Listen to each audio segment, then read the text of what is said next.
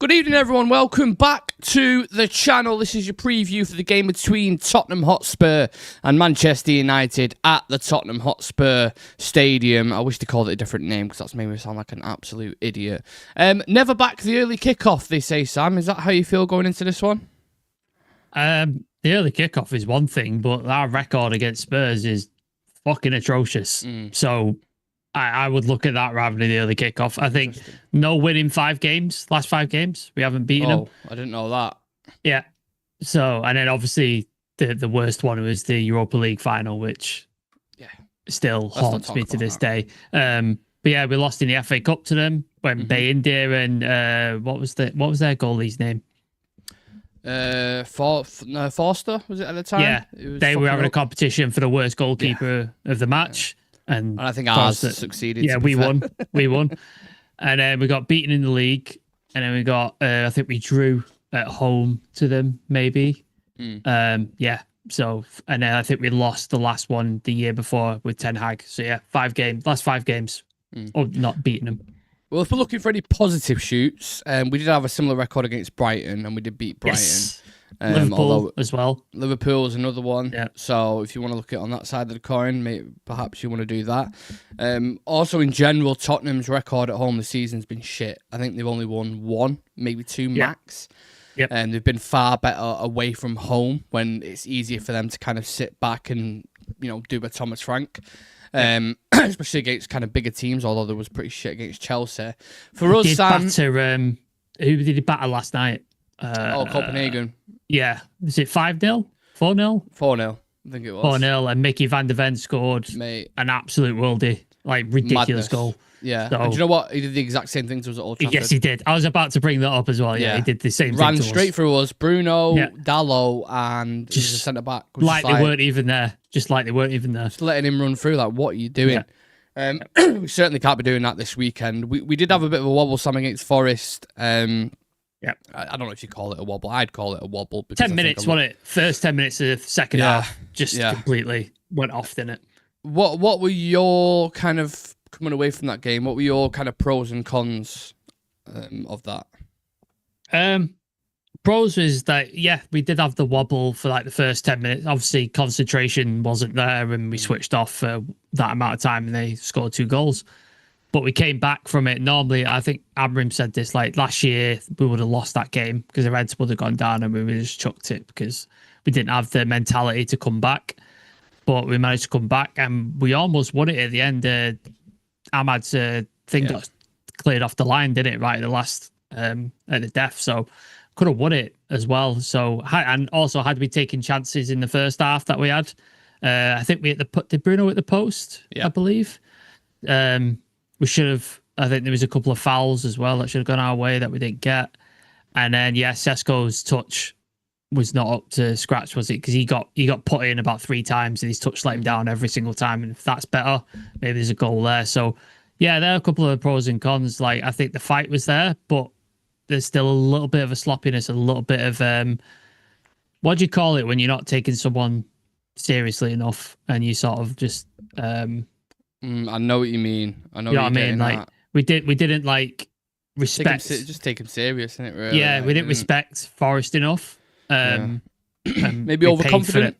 Overconfidence is definitely like there. So I think that there was a couple of things there.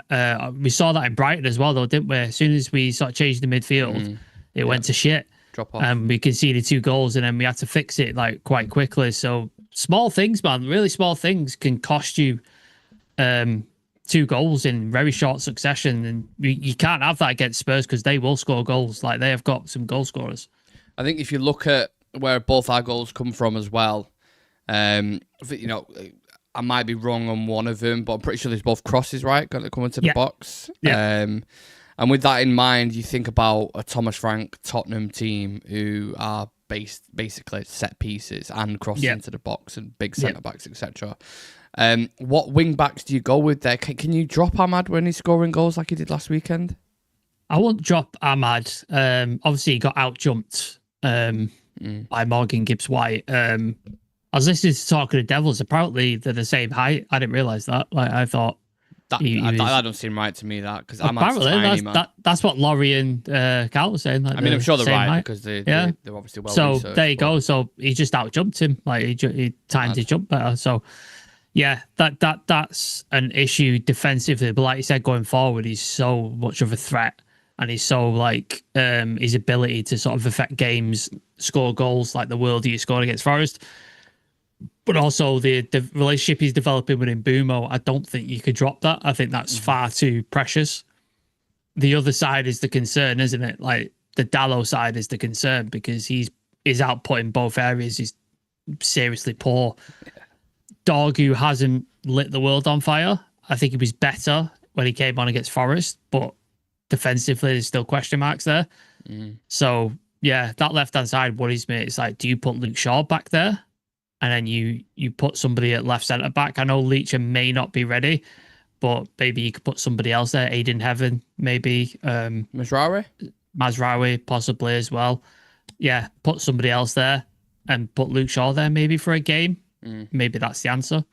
Yeah, on the kind of opposite end of the pitch as well, I thought the attack was relatively... It's weird because usually when we talk about United, it's the midfield that we're moaning about. But it was errors at the back. Midfield was good. Midfield was sweet.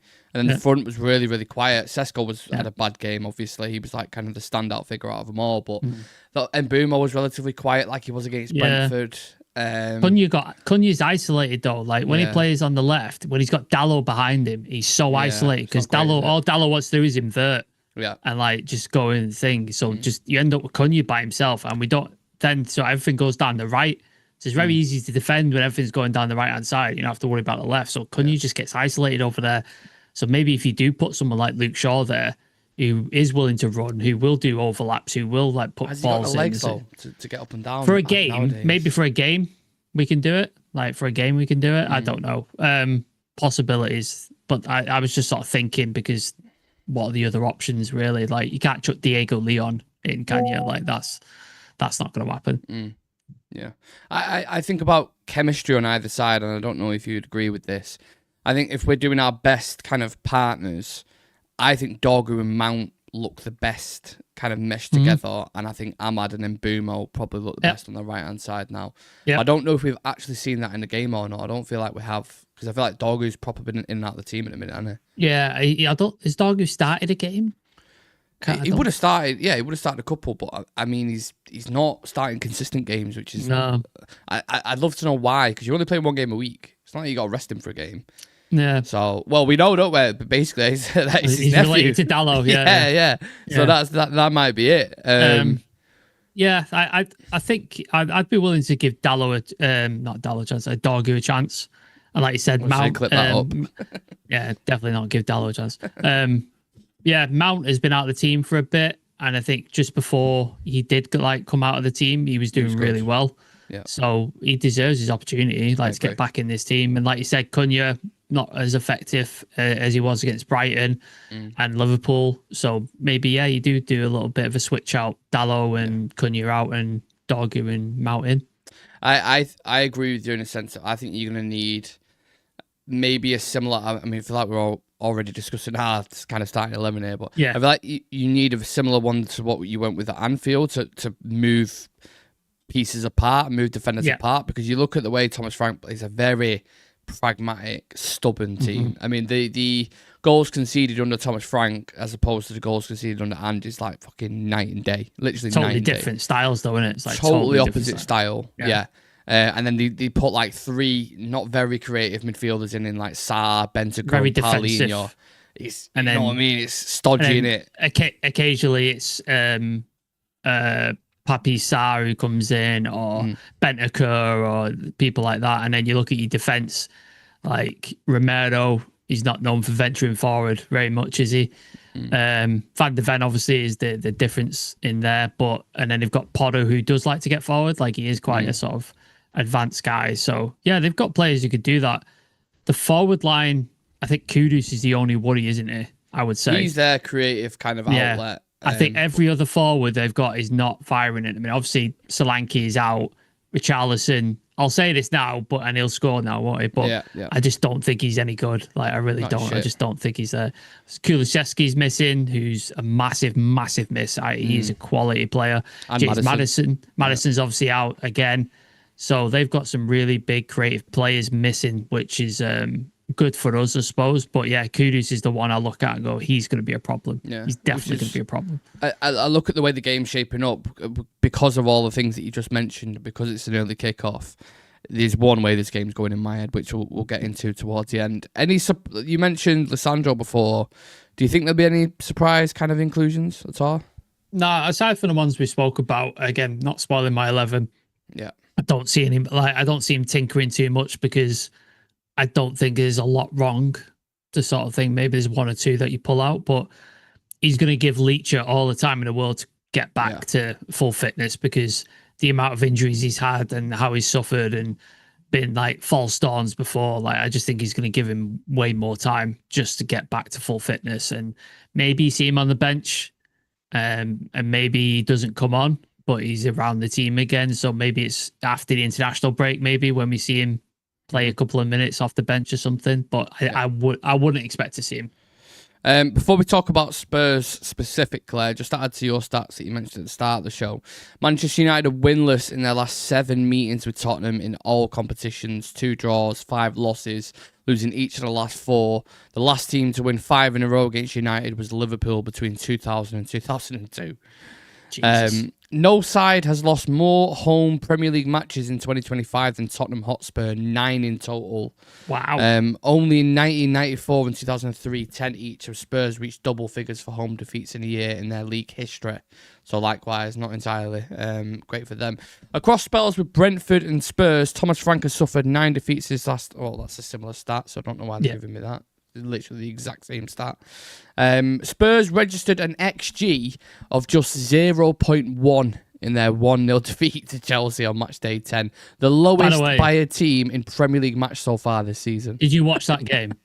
Oh, yeah. It is awful. That was an awful game. Chelsea should have won like 9-0 or something. Oh, yeah, they should have battered him. Absolutely battered him. And I suppose that's kind of leads us in to talk about Tottenham, because as much as they are a kind of well-drilled team, incredible work ethic, difficult to beat, it is the opposite to Ange in the attacking department, where they're just not getting forward enough and not creating enough chances. They can be direct, they can be more kind of physical. You can see these kind of things. They do rely heavily on set plays. But it does feel like, you mentioned Kudus before, that if he doesn't come up with a bit of like a moment of magic or something, they don't really have much. So with that in regard, what worries you about Tottenham? Is it just the set pieces? Yeah, set pieces are a worry. The less of a worry now Le Mans is in net, because I don't worry as much. Obviously, if you have Bayindir in there, then God knows how many goals they will score. But yeah, very confident with Le Mans in net. So it's less of a worry now. Yeah, I think it's just all about shutting down Kudus. Like, if you keep Kudus off the ball and him affecting games, I think you limit a lot of their opportunities.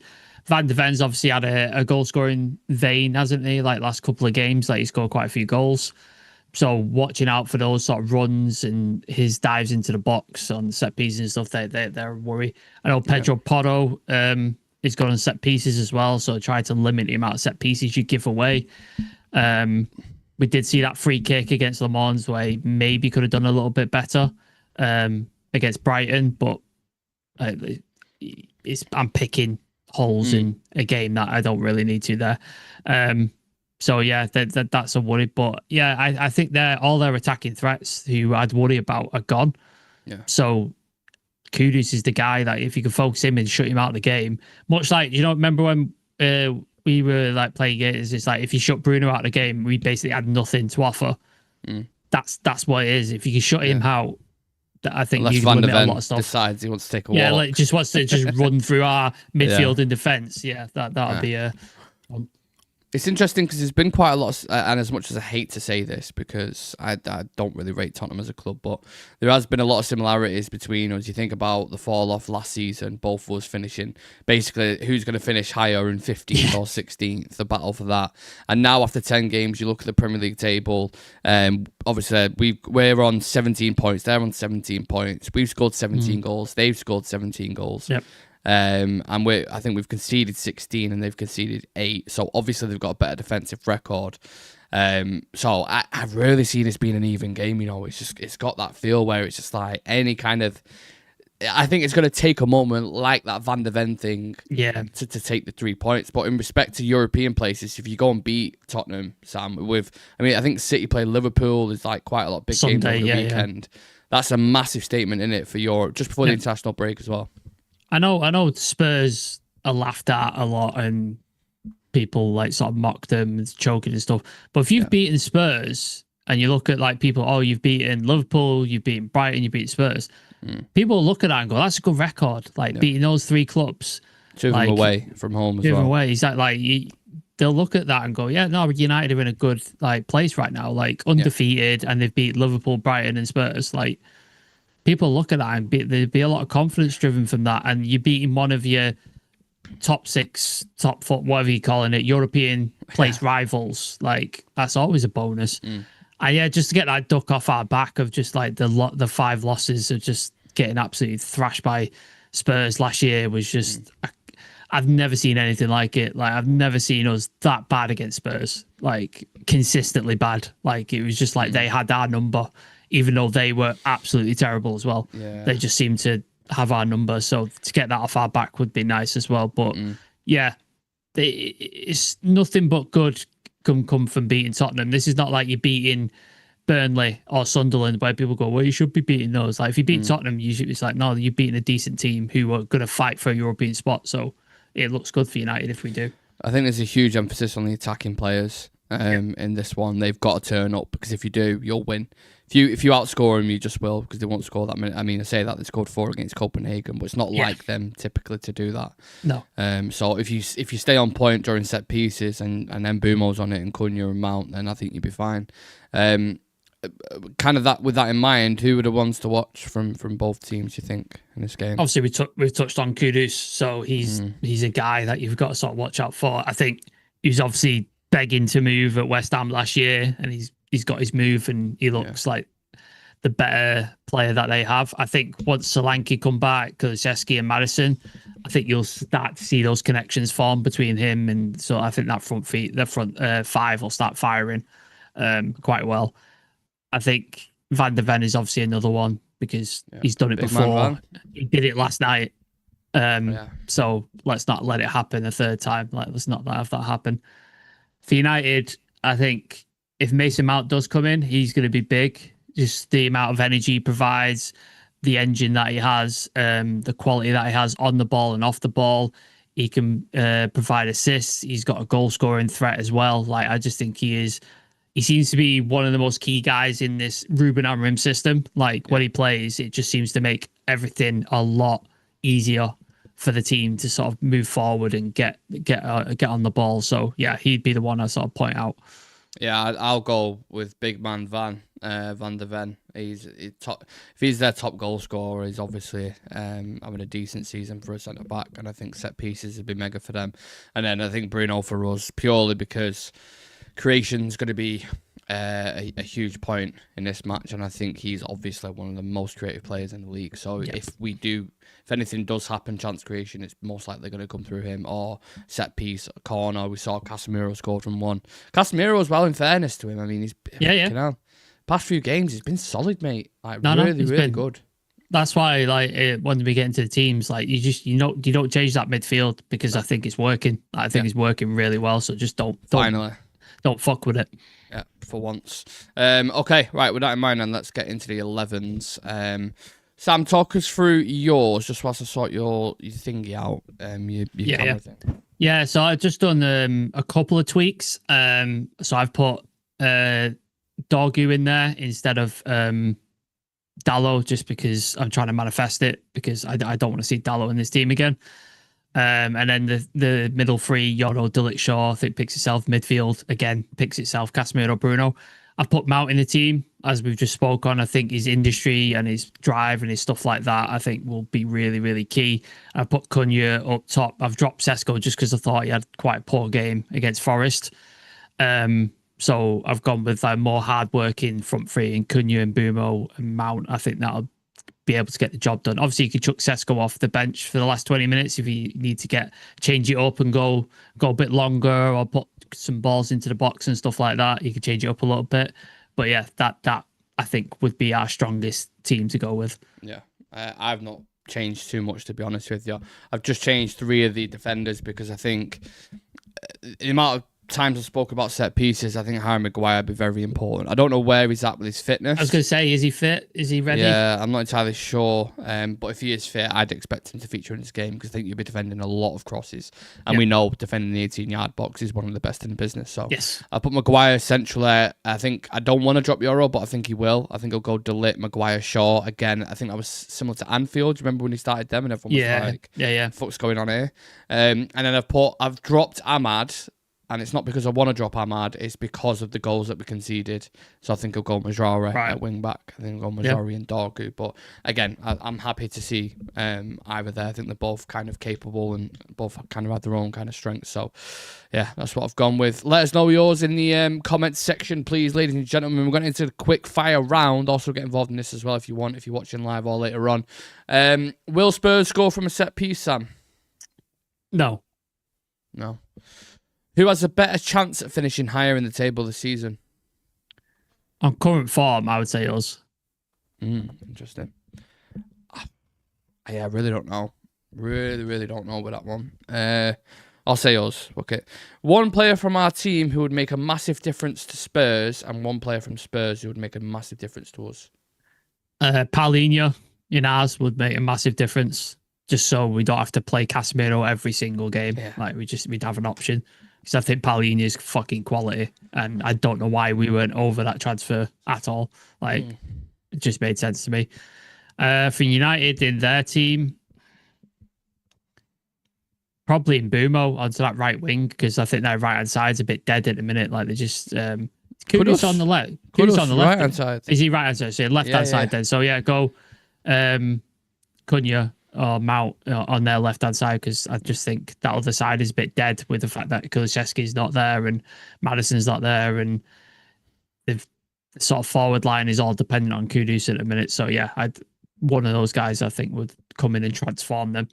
Do you know what? I think Van der Ven would be elite in a back three, you know? Can you imagine just that channel? No, he'd be fantastic. Just say, you defend there, mate. Yoro and Van der Ven, that'd be like very, with De Ligt in the middle. Yeah, De Ligt, Yoro, obviously Dutch connection there with Van der Ven as well. I'd be happy with that. Mate, I'd be all over that. And I think, do you know, it would be massive for Spurs, considering we just talk about the XG stuff, Bruno.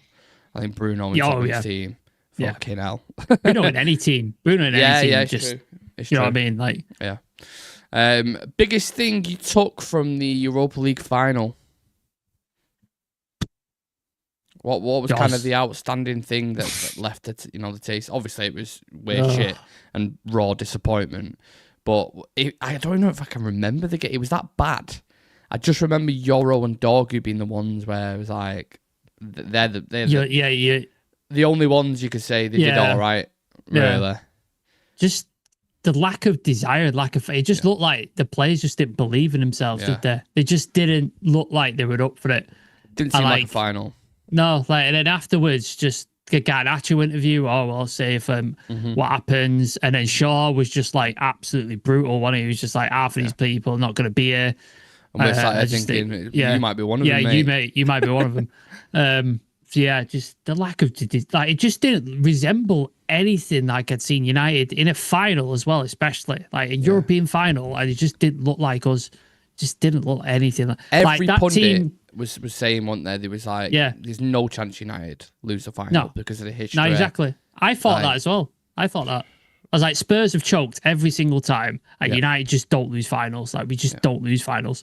And I thought, and people were like, oh, we were shit this season. I was like, yeah, we were shit the Ten Hag season, but we went to beat City in the FA Cup final. Like, we do this shit. This is what we do. And it just, there was nothing resembling that anywhere near that team. Like just nothing existed, and it was just that was the worst bit. Like if you went down fighting, and it was like a fight to the thing, and they ended up winning, you could take that, but just the lack of like the goal as from well. us. Oh, a shitty goal! Just a shitty goal for a final. That's got to be down as one of the worst finals. Oh yeah, terrible ever. Terrible watch. final. It was so bad. And do you know what? Coincidentally, Spurs were involved in the other shit final against Liverpool when they played them in the Champions League. Another dead final. Yeah, like it was just there for the take, and they were offered absolutely nothing. Yeah. I thought Bruno as well in particular was so bad in that game. Was just really bad. All the people that you'd expected something from did not show up. Just none of them showed up. I mean, go on.